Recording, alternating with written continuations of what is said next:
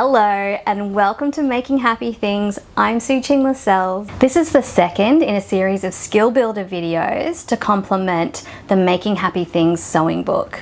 In the first video, we looked at the sometimes tricky part of sewing the tea towel dress, which is the front button placket. In this video, we're taking a closer look at the cushion cover shirt and in particular how to finish the neckline with bias binding and the hem in relation to the front button placket. There's a couple of little techniques in it that might be confusing, and I thought if we flesh them out a little bit, you'll end up with that really lovely, neat, professional finish. So this is the cushion cover shirt that Caitlin wears in the book. It's made from 4 panels. Every square of the cushion cover is interpreted as a panel. So this one's made up of 4, 2 on the front and 2 on the back. Generally, Caitlin is a size 22 to 24 in Australian sizes, and that fit her perfectly. I am generally a size 12 in Australian sizes, and when I make the cushion cover shirt for myself, I use 3 panels to create mine. So 1 less panel than I did for Caitlin's. She wore it so beautifully. So one of the beautiful things about using cushion covers to create this shirt is that you get to tap into some of those beautiful details that you can find on cushions that you wouldn't otherwise find normally on fabric. For example, this one has got some beautiful textured details, tufted and woven. So that's one of the lovely things about using cushion covers. The other thing is, it does make a lovely overshirt. Sometimes the cushion covers tend to be a little bit thicker material, maybe even canvas, or then if you add in some of these embellishments, it can be a little bit thicker. So what we're going to be looking at today is the neckline that is finished, and you can see this one inside is finished with bias binding, and the way that it is neatly tucked in there behind the placket, the front button placket. And there is a certain way to sew that, or order to sew that, to get that effect. The same thing also applies to the bottom hem. You can see that this one has the bottom hem folded neatly and tucked in behind the front placket, and everything's enclosed and neatly sewn. That was a pretty thick sew there. So I'm going to make up a new cushion cover shirt sample so we can tackle the neckline and the hem together, and I can walk you through it as I go. So let's get started. So the first thing I'm going to do, of course, is pull out my copy of Making Happy Things and turn to the cushion cover shirt project. And I follow the directions, but the steps that we're focusing on today are here, 10, 11, 12, 13 with these diagrams. I need to make up my cushion cover shirt sample. I'm using these cushion covers that I nabbed from IKEA. I ended up only using 2 of them because I'm making the 3-panel shirt. So once I sewed that up, here it is. It's looking good. So all that's left to do is to finish the neckline, finish the hem, and then we need to add any front button closings to finish it off. I'm pulling out my sewing clips. I'm going to use those as well as the bias binding that we've got here. I'm just going to turn the shirt inside out. Because we're going to be sewing onto the right side, I find it easier to work this way. You can see here that I've applied interfacing to the fold over placket front, and I'm just going to pop a couple of pins to keep that in place. So I actually fold it back towards the right side. It's about 5 centimeters, which is the width of my interfacing, and I do that for each of the sides, so left and right sides. And once that's secured in place, I'm going to start thinking about how we're going to apply the bias binding. My bias binding is 12 millimeters wide, 1.2 centimeters, and you want to actually start it about halfway along that placket piece. So open one edge out, align it to the edge, and start clipping that into place. And you just do that the whole way along the neckline. So you're going right side to right side. So right side of your bias binding to the right side of your shirt. I had a little bit hanging over, which I just cut off. It was a little bit uneven on the neckline, so I just nicked a little bit off just to make it even. And so when you get to the end here, I do make it a little bit longer, just because once you start sewing around, you might actually end up with a little bit more give. So you might need a little bit more slack. So I do give it a little bit extra there where I trim it because if it ends up being too short, then you'll have to cut a whole new piece and do it again.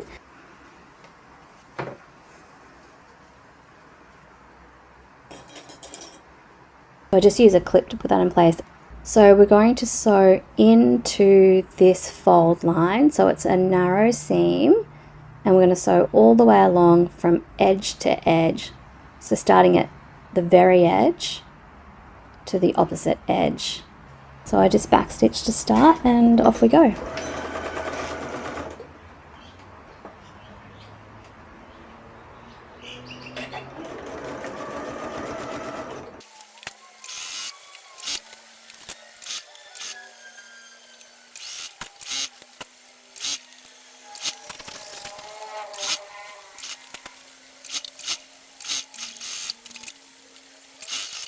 So this is what it looks like all the way to the edge. I've sewn. That's very important, and we just trim those little corners off. Trimming the corners helps us at the point when we're turning it right sides out, helps us get those nice sharp corners because we're taking away the bulk of fabric from the corner. For my hem, we're moving on to the hem, and so I'm going to actually, in the book I say mark it 3 centimeters, I think it is, but I'm making mine a little bit narrower because my cushion cover is kind of short. So I mark mine at 2 centimeters, which will give me a 1 centimeter double fold hem. So you mark that, and then you sew just from the edge where the fold is of the placket to the open edge, and of course trim those corners off again. Now we're getting ready to turn our corners out. So remove the pins, and you can kind of just stick your fingers in to help get a good grip and turn those corners out on each top and bottom of each side.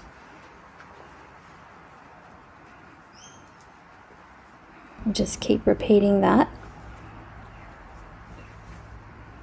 It looks something like that. That looks beautiful and neat. So you can see how it's starting to form. Your bias binding now goes underneath fold over placket. You can use, if you've got some tweezers or a point turner, you can use those to help push those corners out. Now we're going on to the other side, so just repeat the process all over again. I've got tweezers that I'm just using to help push those corners out neatly, and that's what it looks like. And then here at the top at the neckline, you can see that the bias binding is still loose, so we will need to sew along that to secure it. And then the other thing to finish on the hem here is to double fold or fold in an edge and then edge stitch along.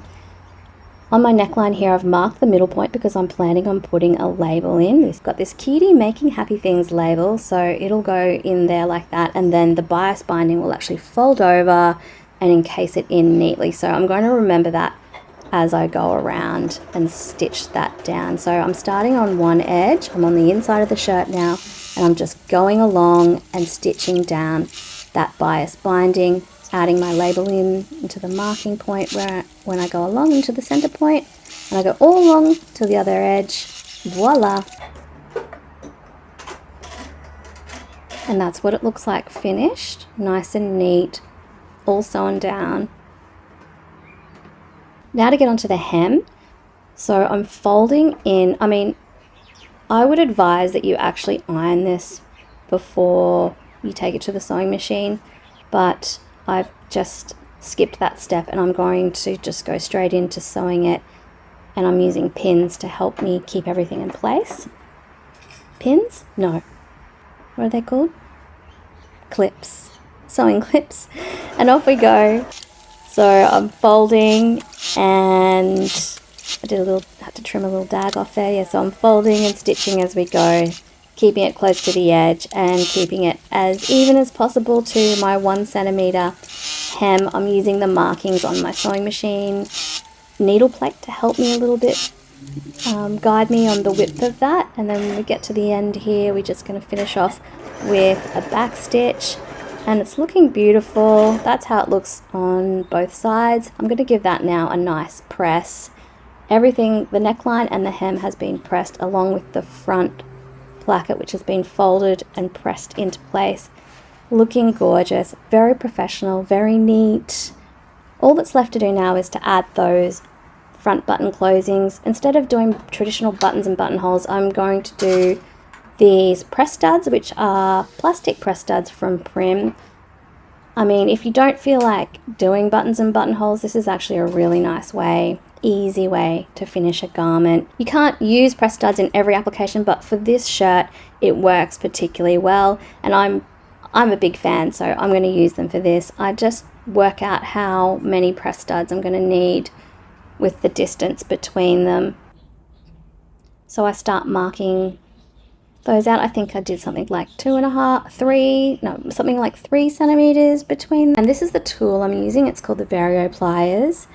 And first of all, we use the tool to make pilot holes along the front, along our button or our press stud markings. And I've actually, where my shirt overlaps, I've made some little marks there so I know where I can line it up.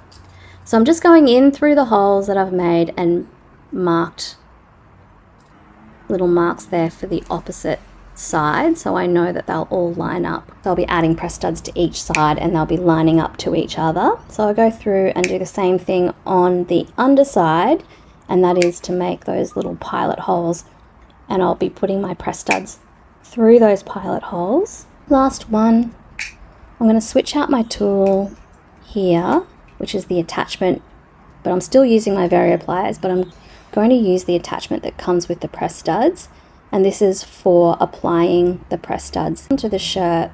So I just go through and try to remember the order of the colors that I had them in and apply them all neatly.